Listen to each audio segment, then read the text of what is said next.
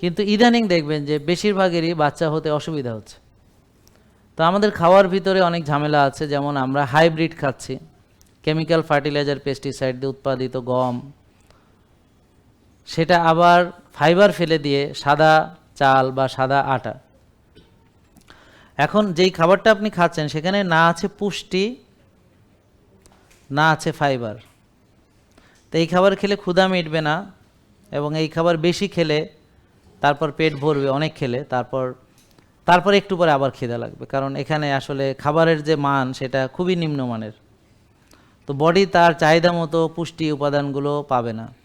তো এখন যারা রোগী হতে চায় তাদের উচিত হবে সাদা ভাত এবং রুটি খাওয়া। তারা খাবে সয়াবিন তেল। তাদেরকে বাজার থেকে খুঁজে খুঁজে যেমন কেমিক্যাল ফার্টিলাইজার পেস্টিসাইড দিয়ে উৎপাদিত হাইব্রিড যে সবজি শাকসবজি সেগুলো কিনতে হবে, তারপর সেগুলো সয়াবিন তেলে রান্না করে খেতে হবে, অথবা ক্যানোলা বা সানফ্লাওয়ার অয়েল বা স্যাফলার অয়েল বা রাইস ব্রান অয়েল এইসব তেলে খেতে হবে।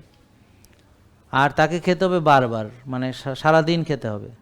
এছাড়াও একে দাওয়াত খেতে হবে, কেউ মারা গেলে খেতে হবে, জিয়াফতে যেতে হবে, তারপর কমিউনিটি সেন্টারে গিয়ে খেতে হবে। মানে জীবনে খাওয়া দাওয়া ছাড়া তো ধরেন পৃথিবীতে আর আনন্দের কোনো বিষয় নেই। আপনাদের পৃথিবীতে এখন আনন্দের বিষয় একটাই, তাই না? খাওয়া। কোথাও দাওয়াতে গেলেন তো এখানে প্রধান আকর্ষণ হচ্ছে প্রচুর খেতে হবে।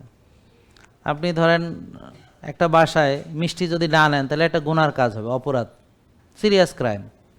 তা আপনাকে মিষ্টি নিতেই হবে, যেখানে কোথাও গেলে মিষ্টি নিতেই হবে, নাহলে ক্রাইম হবে। এটা একদম হাদিস কোরআনে আছে। তো একদম জান্নাতে যেতে পারবেন না যদি কারো বাসায় মিষ্টি ছাড়া যান, আপনি সমাজচ্যুত হবেন, এই সমাজের আপনি কেউ না। জেকে লাইফস্টাইল, ওষুধ মুক্ত সুস্থ জীবন।